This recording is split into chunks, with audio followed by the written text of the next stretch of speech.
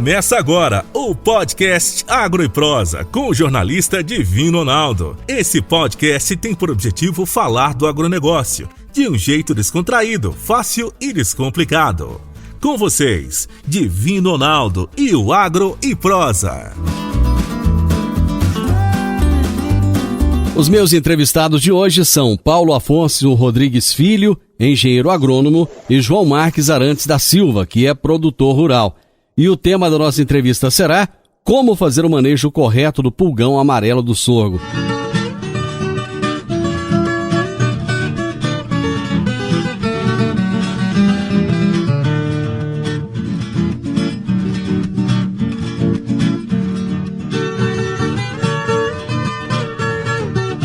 Paulo Afonso, como é que você tá? Tudo bem? Boa tarde, Divino Ronaldo. Tudo jóia, graças a Deus. Uma boa tarde aos ouvintes da Rádio Morada FM. Rapaz, você tá sumido de mim, hein? Faz tempo que a gente não cruzeia, né? A última vez que nós conversamos já tem aí quase 2 anos, né? Vixe! Questão da pandemia. Muita coisa mudou de lá pra cá. Mudou. Deu uma mudada boa no cenário.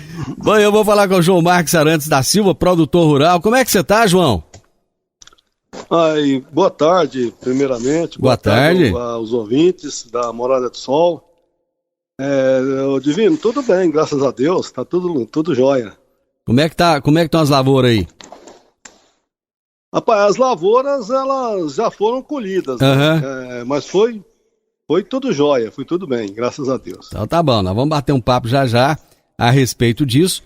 O Paulo Afonso, eu acho que o momento do sorgo já passou, imagino, eu gostaria até que você me explicasse isso, se já passou, como é que tá.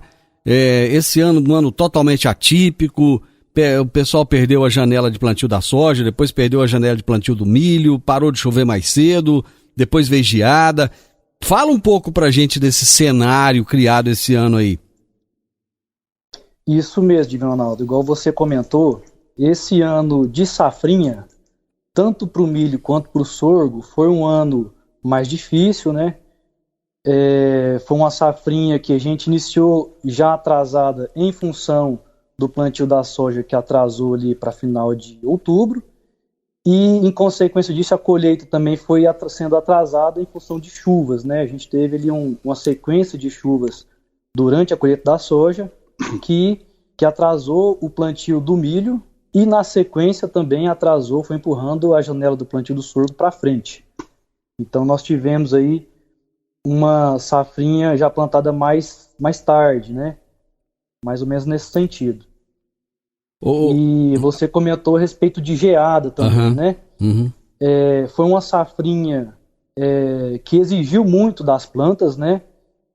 Tanto o milho quanto o sorgo, a gente percebeu que eles tiveram um pouco regime pluviométrico, né, durante a cultura, então o desenvolvimento das plantas foi bem afetado ali, tomando referência para um desenvolvimento normal, né, então o regime pluviométrico foi mais escasso.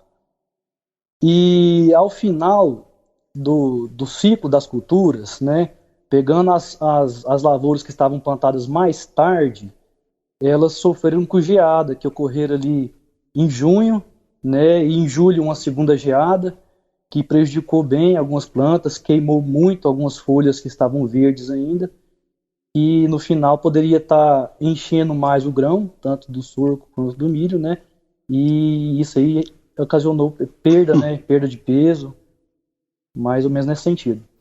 Ô João, eu acho que é interessante a gente ouvir o lado do produtor rural. Quando chegou lá para outubro do ano passado, que você percebeu que a coisa ia começar a desandar, quais foram as primeiras providências para que não se perdesse mais ao longo do tempo?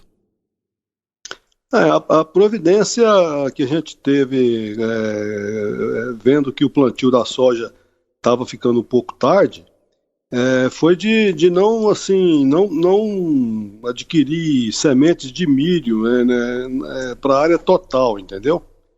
Certo. Porque a gente já percebia que talvez ia ter que fazer um plantio de safrinha um pouco mais tarde, né? Uhum. Talvez, no caso, como aconteceu, o milho logo que colhemos a soja, com muitos problemas de chuva na colheita e tal.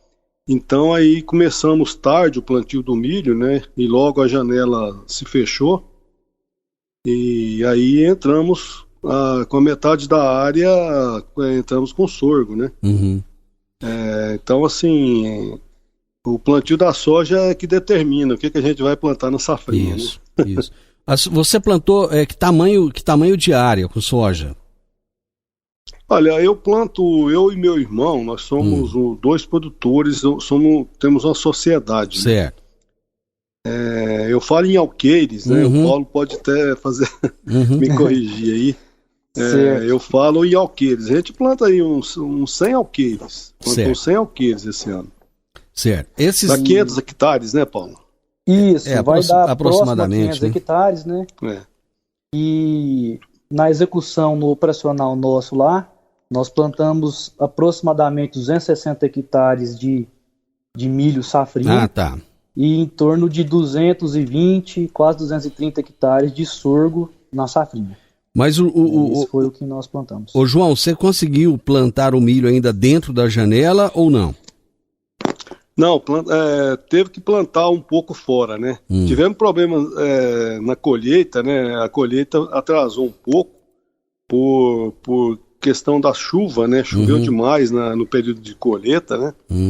E aí a gente atrasou um pouco o plantio do milho, mas já que dentro daquela expectativa de plantar uma parte de milho e uma parte de sorgo, a gente já tinha feito a aquisição da semente de milho para aquela parte determinada de milho, e aí plantamos um pouco fora da janela. Certo. O milho, né?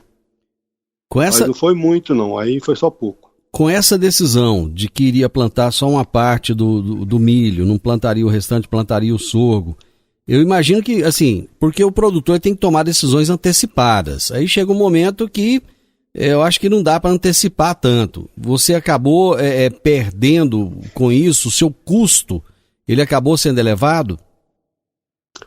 Não, o meu custo não ficou elevado, porque mesmo tendo antecipando a decisão do que plantar, logo que nós terminamos o plantio da soja, essa decisão já foi tomada. Ah, sabe? Tá.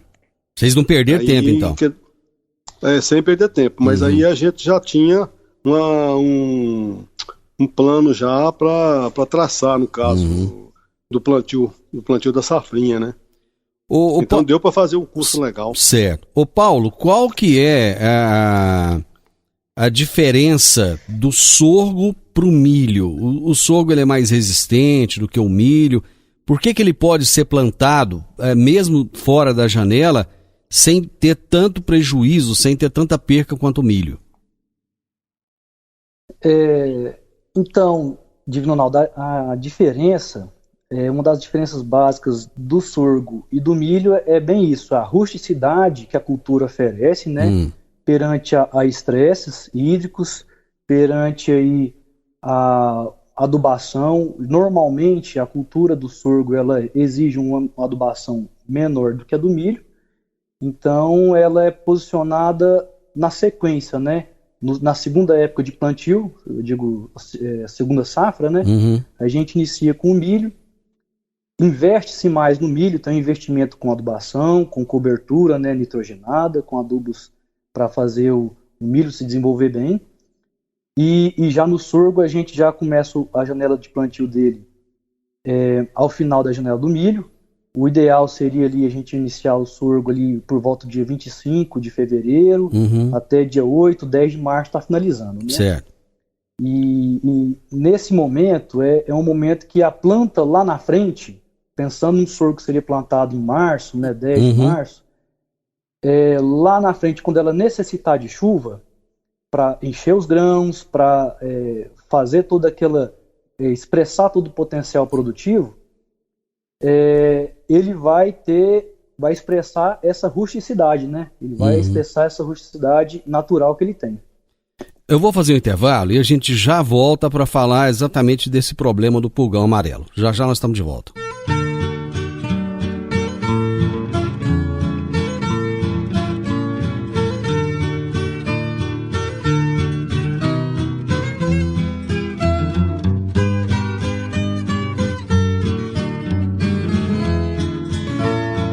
Ô, João, o preço do sorgo, como é que tá? Tá atrativo, não tá? Olha, o preço do sorgo, eu acho que historicamente nunca teve tão bom, sabe? Certo. É muito bom. Quando comparado ao milho, por exemplo?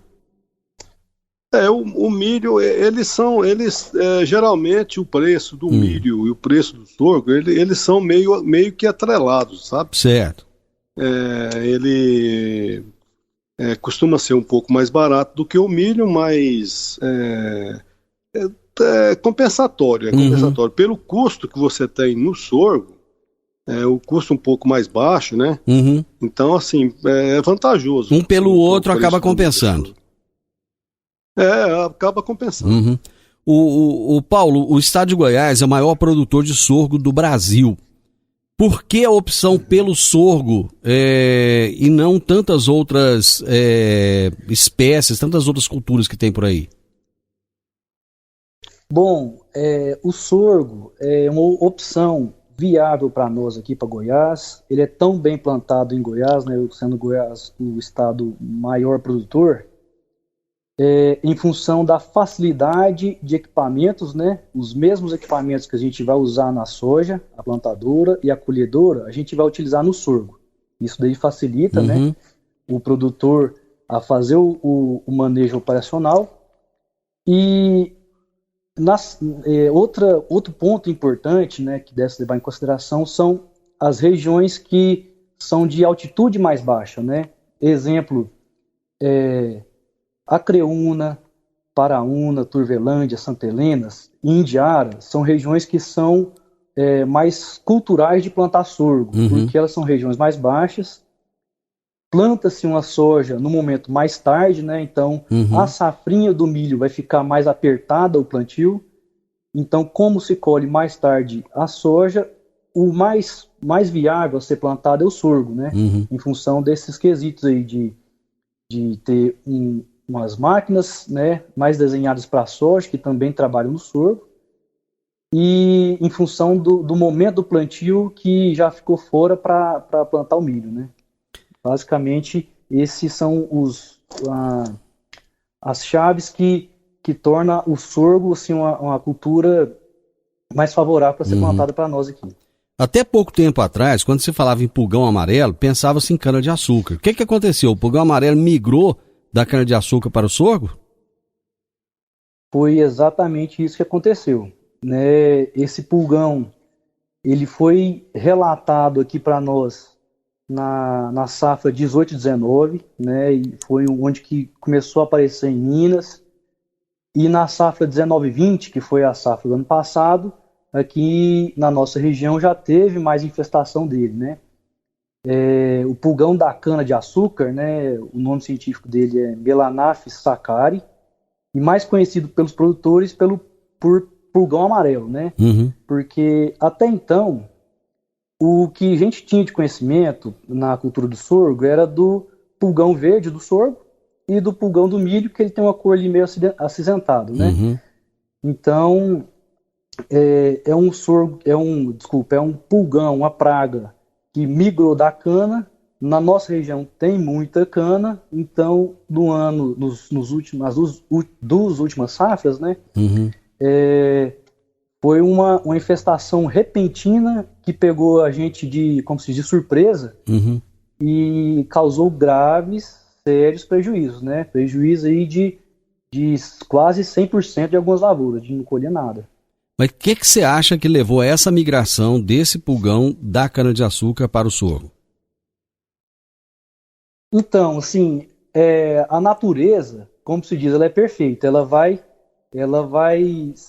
se adaptando, se adaptando, se transformando. E os primeiros relatos, registros de perdas de sorgo pelo pulgão, ele foi registrado em 2013.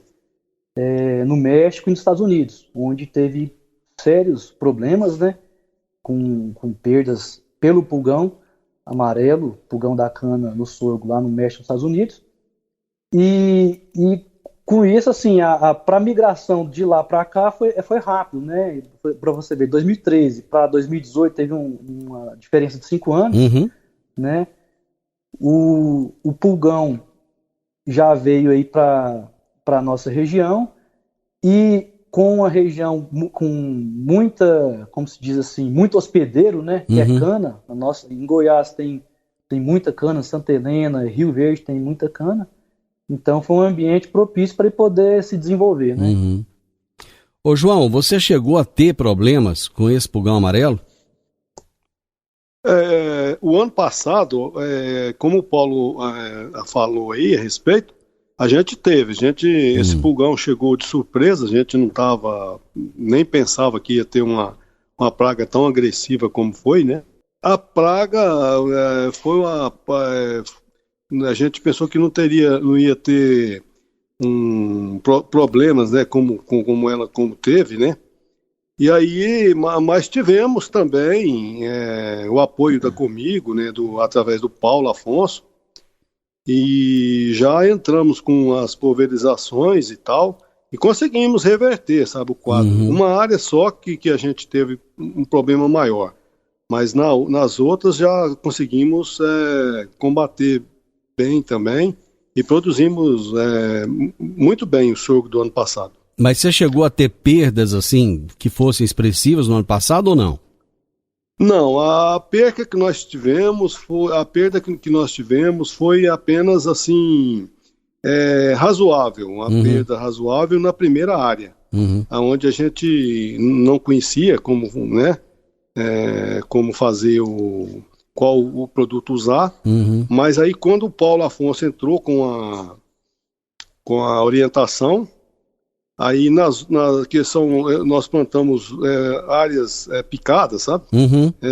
Talhõezinhos assim pequenos, mas são 5 talhões, né? Certo. Então no primeiro talhão a gente teve um problema assim.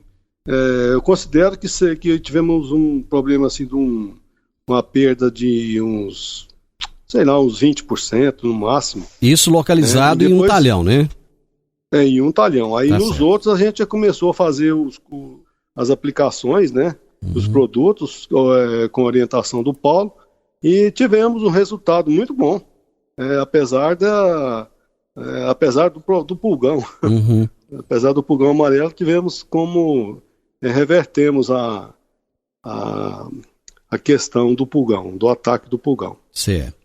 O Paulo Afonso, você mesmo disse que vocês foram pegos, vocês técnicos, agrônomos, foram pegos de calça curta, digamos assim, né? Com essa migração do pulgão, da cana para o sorgo.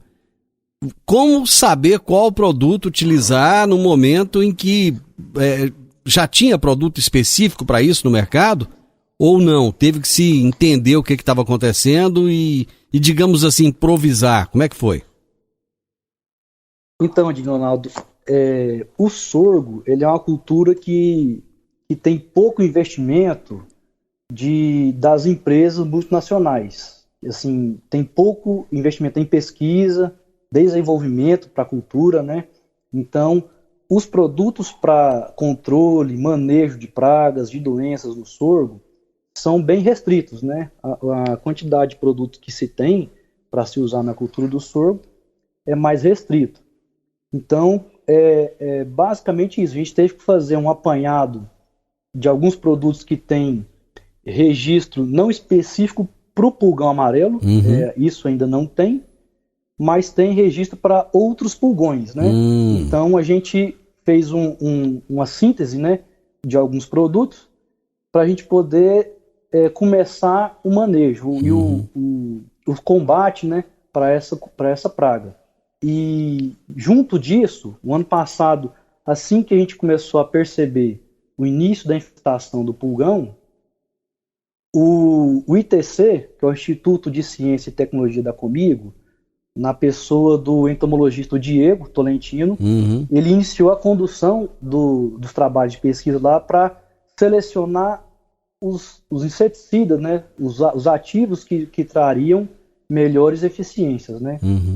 Então, basicamente é isso mesmo. A gente tentou usar as ferramentas que tinha na oportunidade, né? Agro e Prosa, falando do agronegócio de um jeito descontraído, fácil e descomplicado.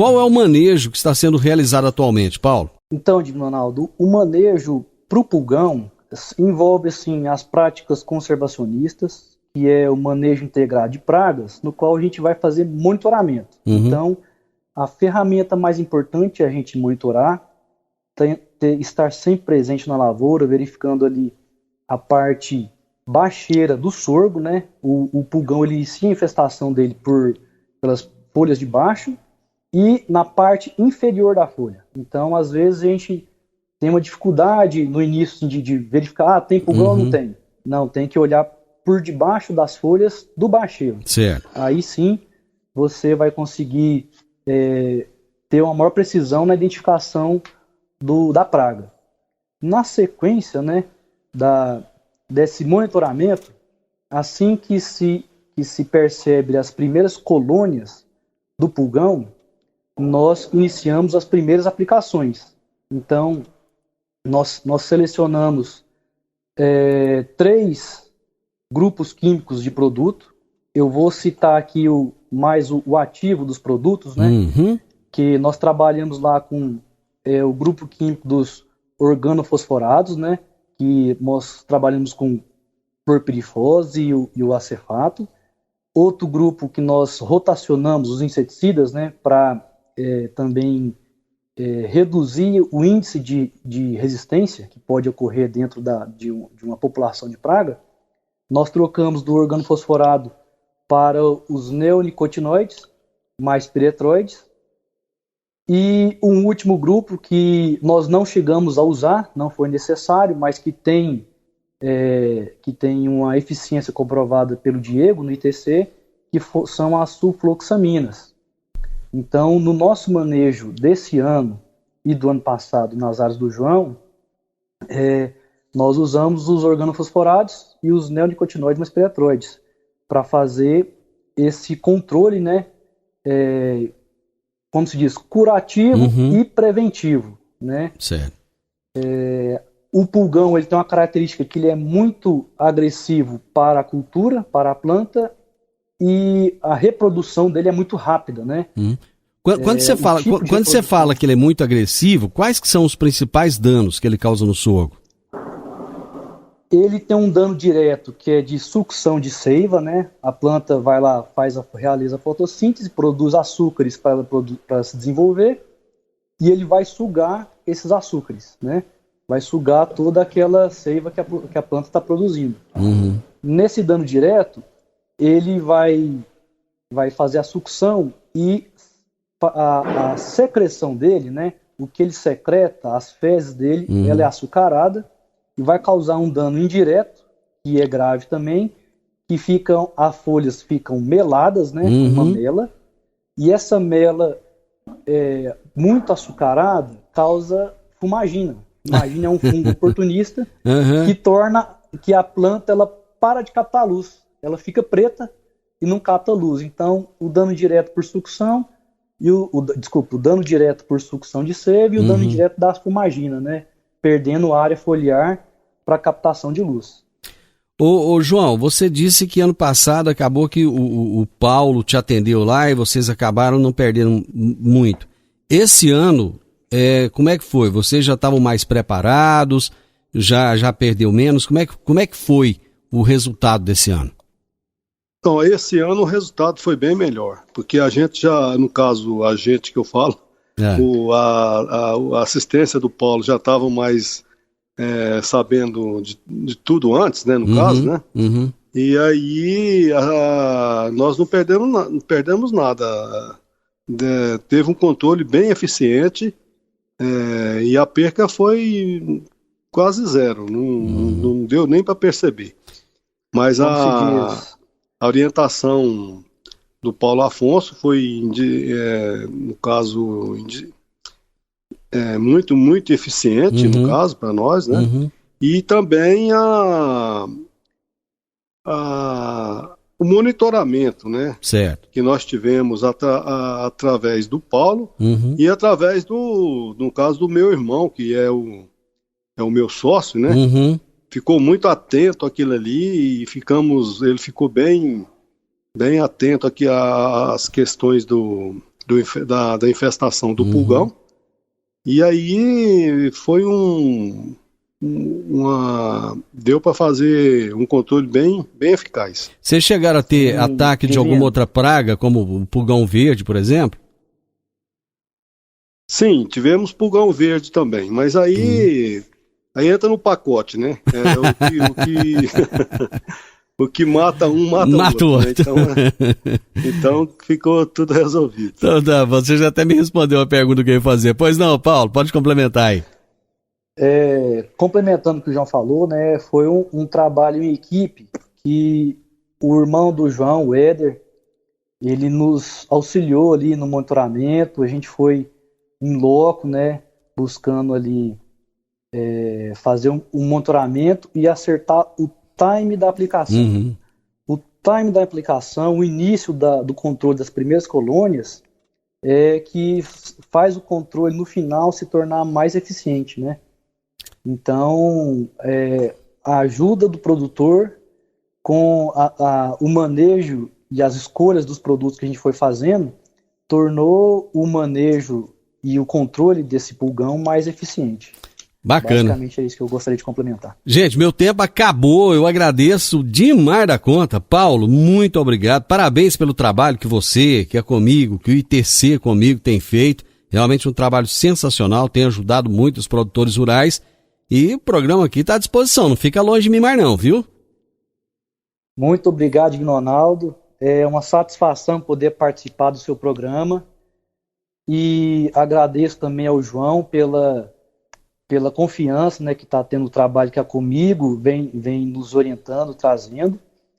E um agradecimento aí também aos produtores rurais, aos cooperados de modo geral. Ô João, bom demais da conta falar com você, tinha tempo que eu não te via, não te ouvia, foi um prazer enorme, muito obrigado. Pois é, cara, o prazer é todo meu, e de participar desse seu programa que para mim é fantástico, eu assisto sempre, eu ouço sempre, né? E então eu fico muito feliz de ter participado, de ter contribuído aí com vocês, agradeço demais. Eu fico feliz por ter participado. Valeu. Você ouviu o podcast Agro e Prosa. Se gostou, compartilhe, recomende e nos siga nas diferentes plataformas de podcast.